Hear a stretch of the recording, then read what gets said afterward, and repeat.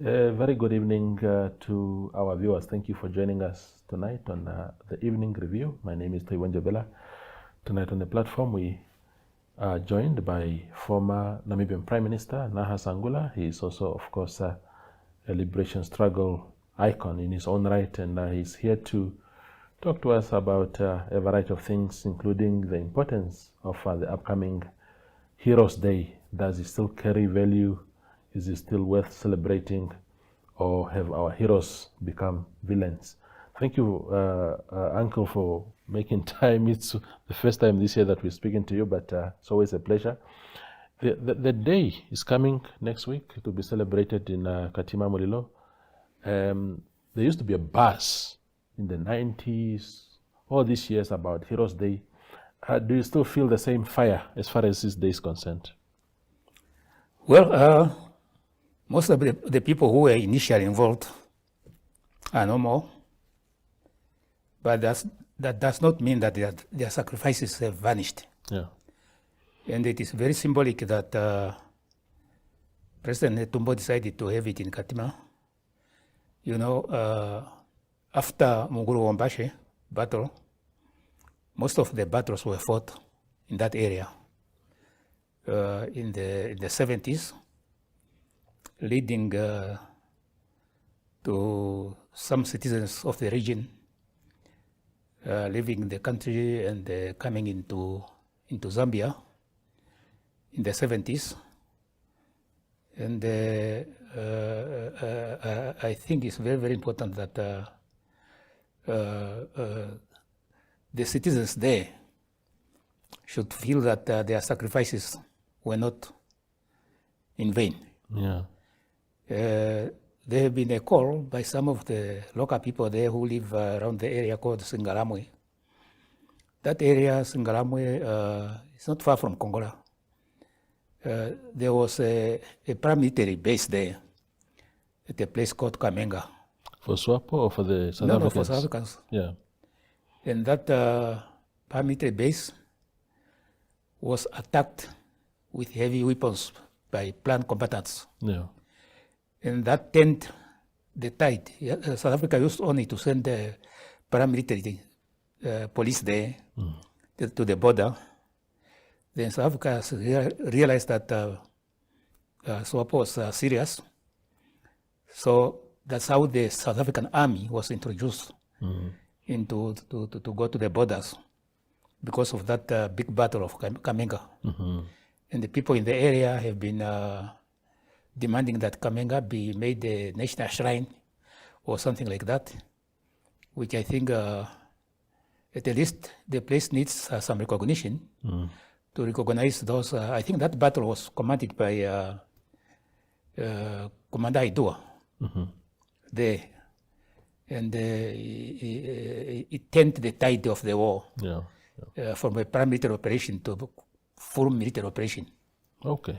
Yeah. It's very good, Uncle Nahas, that you mentioned the prominent role that some of people living from that region have played, which brings me just immediately to think of you because heroes, you have your heroes, but then people say, okay, do you remain a hero for the remainder of your days, irrespective of what conduct you indulge in afterwards, or can you actually lose that status?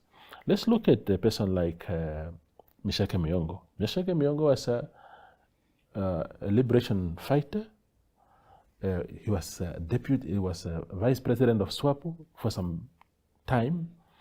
So how do you classify a man like that, ideally? The story of Mr. Muyongo is a tragic story, so to say. I lived with him in Lusaka. He was the vice president of Swapo. And when we had a serious conflict within Swapo in 1975 there, he played a big role to save Swapo because most of the leaders were not in Lusaka. So he took the responsibility to make that Swapo is not destroyed. and convinced the Zambian government somehow to intervene and disarm those who were armed in urban areas, so the Swapo members.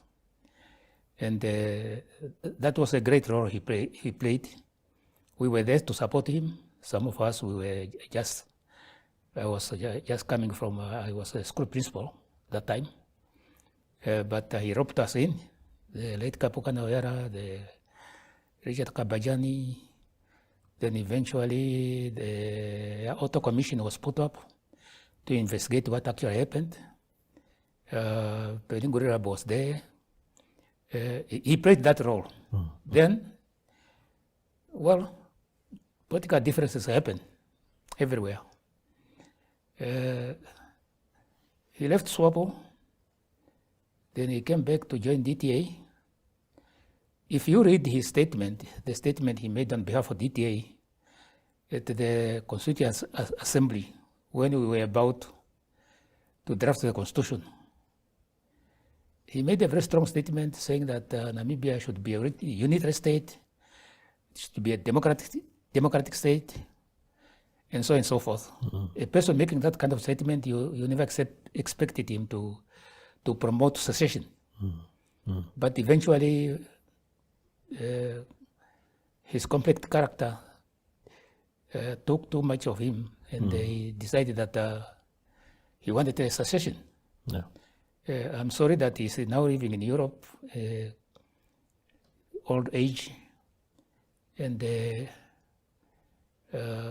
is not nice to have a citizen at that age in a foreign country, because he made wrong decisions. Absolutely. Yeah, but we have to recognize his contribution. But as I said, it's a tragic story. Yeah. Yeah.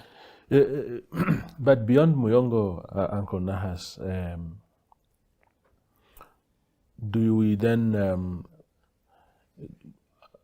is heroism for eternity, or can it actually get destroyed by future conduct of individuals? Even in Swapo itself, those that remain in Swapo today, if you were this liberation stalwart and then after independence, maybe you indulge yourself in corrupt practices and other unbecoming behavior, can you lose your status as a hero?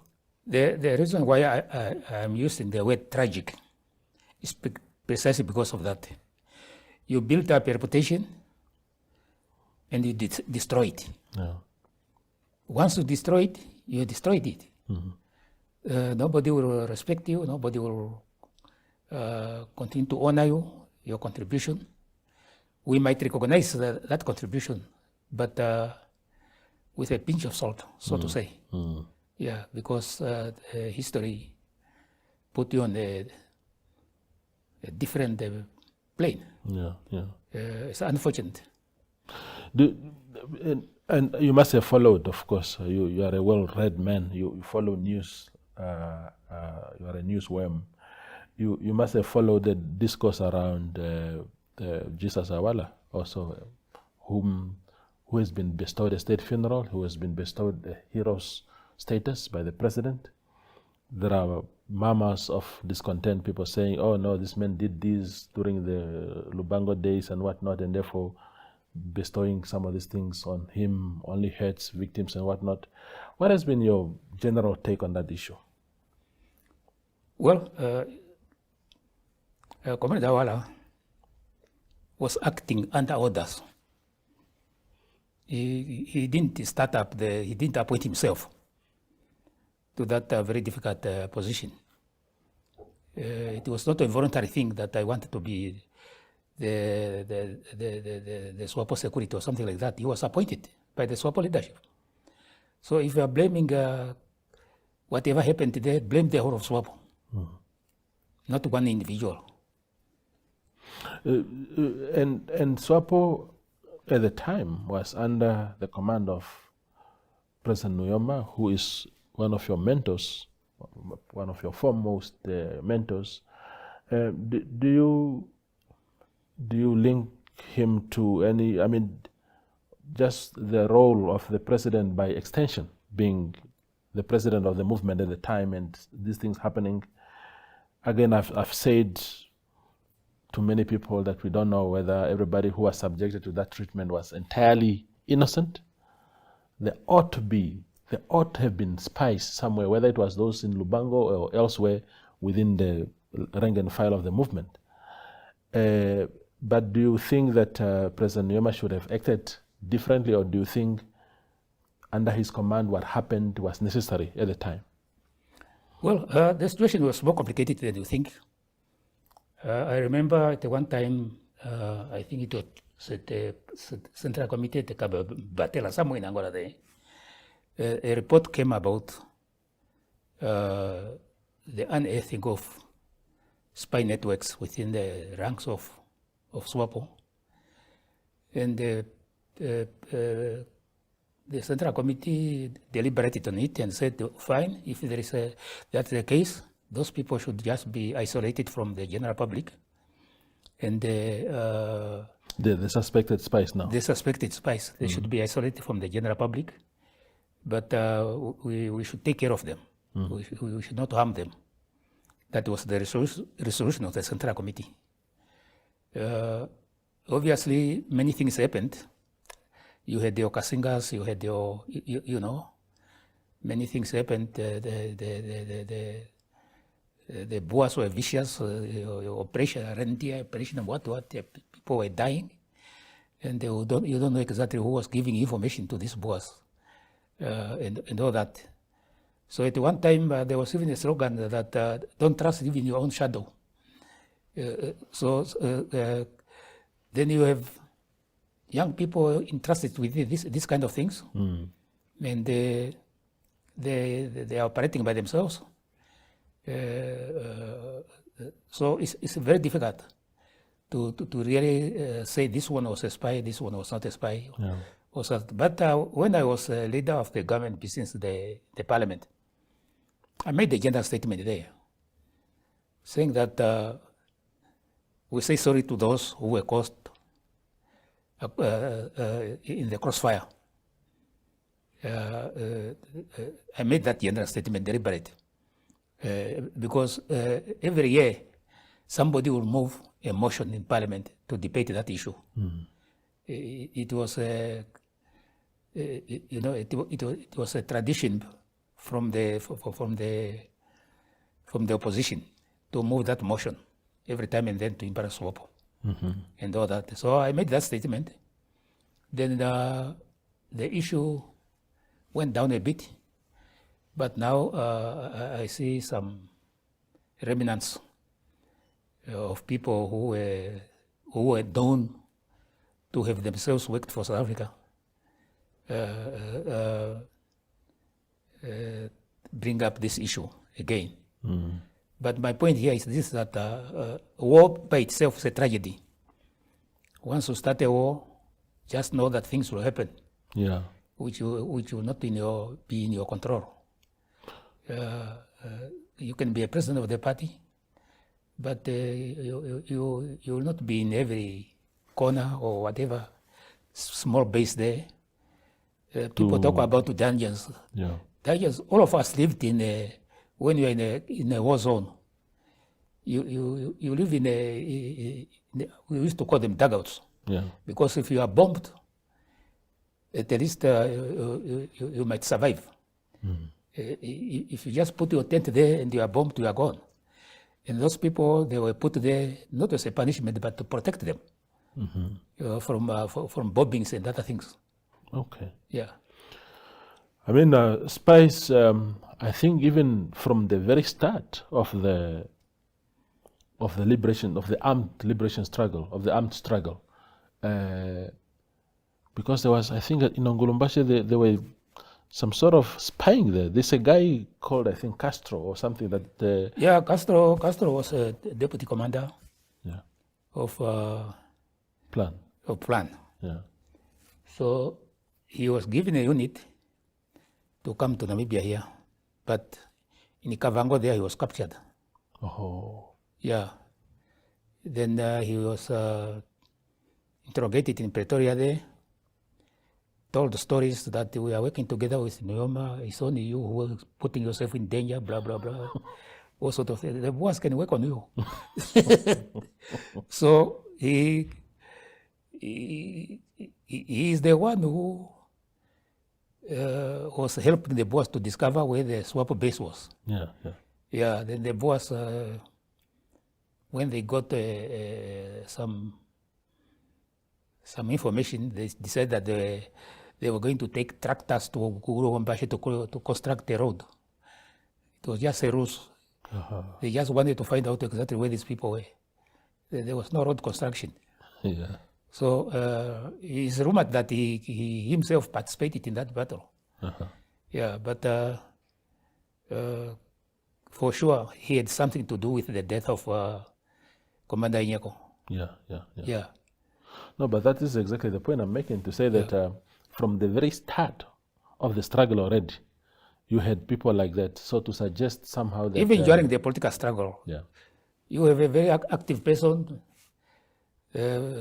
just as we are blessing here in the country.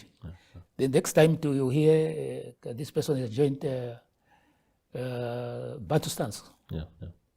But he was a very active Swapo person. So it started a long time ago.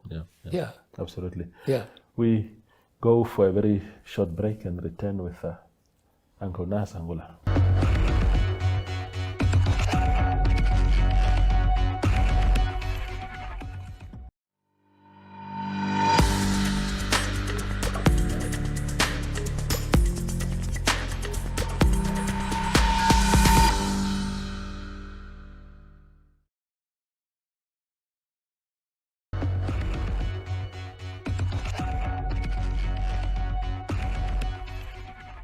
We continue our conversation with former Prime Minister Nahas Angula here on the show. So on the issue of Jesus Awala, do you then understand? I mean, you made a very good point to say that he was recruited in a movement and assigned certain duties, and that you can't absolve the movement and pile the blame on him. So against that background, do you then think that President Tumana Ndaitwa was correct in bestowing that state-funded funeral and the hero's status, even with the current moratorium on state-funded funerals? Look, General Solomon Awala was the commander of Namibian Defense Force. He was already declared a hero. I don't know whether it's Verovici or something. Yeah, by President Nyoma. By President Nyoma. I remember, yes. Now you want to strip him simply because he's normal? I think the president is just fulfilling the decision taken a long time ago. Yeah, just on that, maybe while I have you here, because nobody has really told us properly what his role, the heroic part of his role in the struggle was. Do you recall anything that you can tell us so that we just have a proper context why this man was a hero in his own right? No, I lived with General Awara in Lusaka in early 70s. I think he was coming from training from North Korea or something. Then I left to go in the study at the University of Zambia. He went to the Eastern Front, Kaungamash area there. He was the deputy commander of plan there. Then the confusion of 75 came when the many young people came, and they thought that it was a generational problem, and perhaps also ideological. So these young people wanted to overturn the leadership of Swapo. Yes, Awara was with them there. I understand that he was the first victim. They captured him, and I think I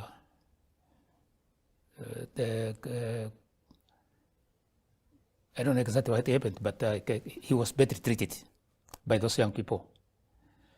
And it was a very, very traumatic experience. As he was the commander, you don't do those kind of things when you are armed.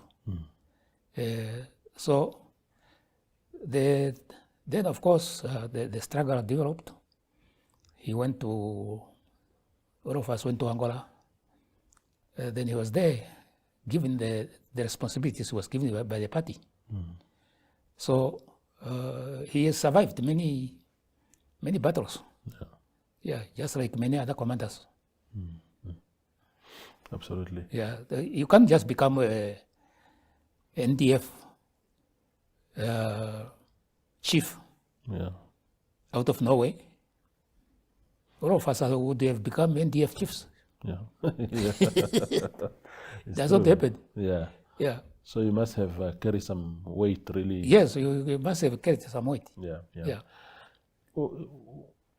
Just diverting slightly from that, I mean, speaking, because I'm just remembering now that you're talking about NDF and all these things. You must have followed some of these things regarding the NAMCOR and August 26 and the ongoing arrests and hearings. I mean, what do you make of those things? The allegations that so much money belonging to state, including a 53 million that was paid for assets that never became NAMCOR's assets, and the money was never returned, and somehow everybody says, no, nobody should be held accountable. These arrests are just misplaced. Well, let that story unfold before the courts. I really don't have any information. Because those things happened after I left the NDF, I mean, the Minister of Defense in 2015. That was a long time ago. In between, things happened. When I was there were some other problems of procurement, especially how to feed the soldiers. And I started a company there called August 26 Logistics. That was purely for that. I was saying, how can you just go to any company and say, bring food to the soldiers? There must be a security system somewhere to vet who should bring food to the soldiers. That's why we started August 26 Logistics. Yeah, but that only dealt with rations. It never dealt with food or anything like that. Yeah.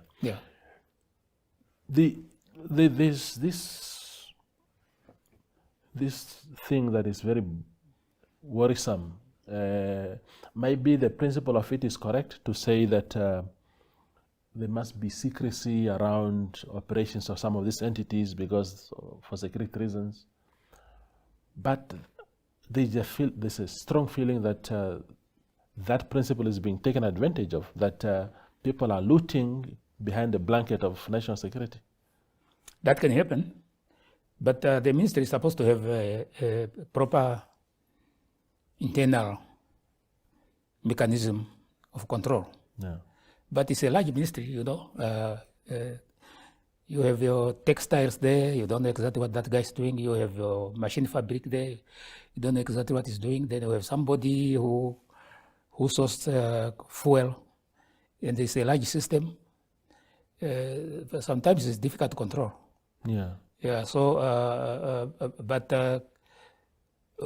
when I was there, we agreed with the general that he will give us people whom he think are trustworthy.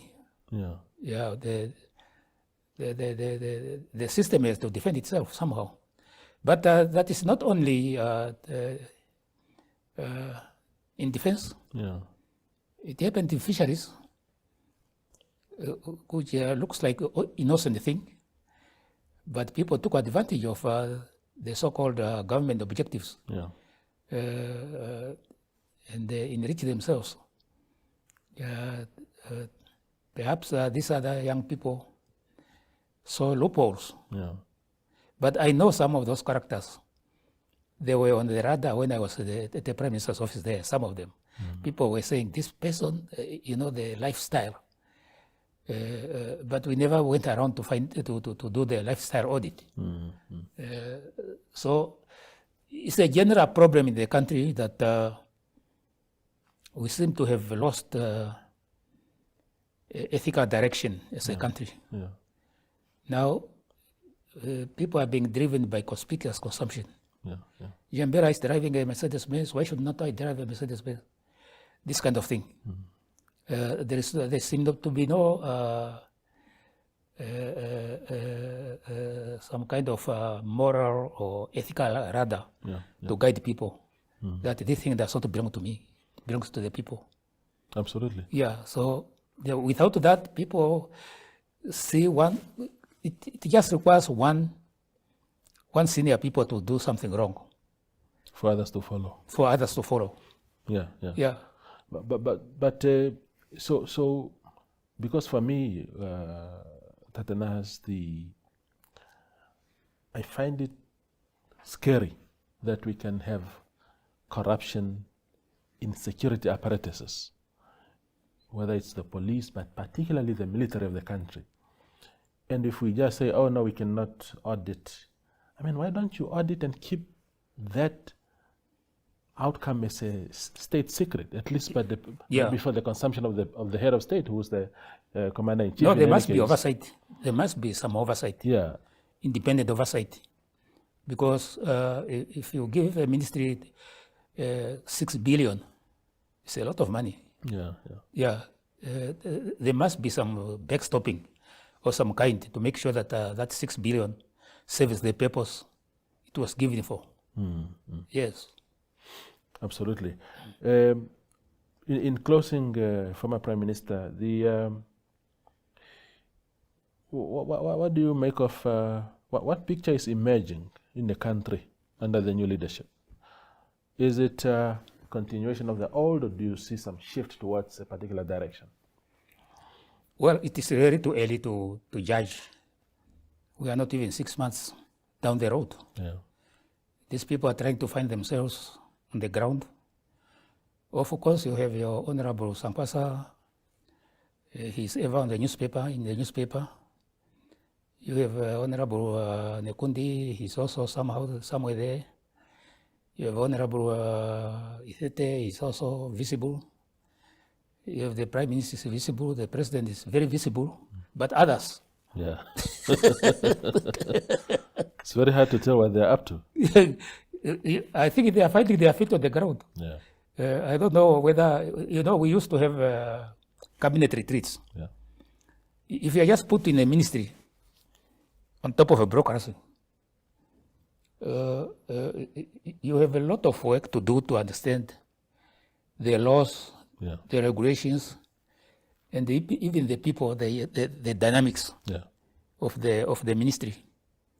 Who works with whom, when, who, whatever. Yeah. So it takes some time. In fact, it's likely to take 12 months as you are reviewing the policies you found there and trying either to strengthen them or to bring something new in. Yeah.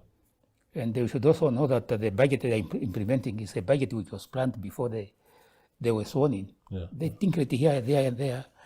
That's why you see the Minister of Finance was in trouble. Yopan Panda was reading the budget, he was finding all sorts of things. Yeah. So they are finding their feet on the ground. Yeah.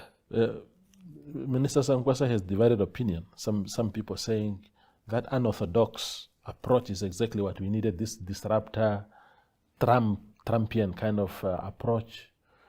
Some saying he's completely out of order because he's with his pursuit of whatever he's pursuing, he's no longer paying attention to the rules and the regulations. Well, I am not in a position to judge, but it's better to do things sometimes quietly. Yeah. Then you build the rapport. When you take a drastic action, it must be taken rare, not every day. So that people feel that why you took that action, it must have been considered properly. Yeah. But if every day you are stamped, you say something there, you are somewhere in a small town called Dondangwa or something, you say something there,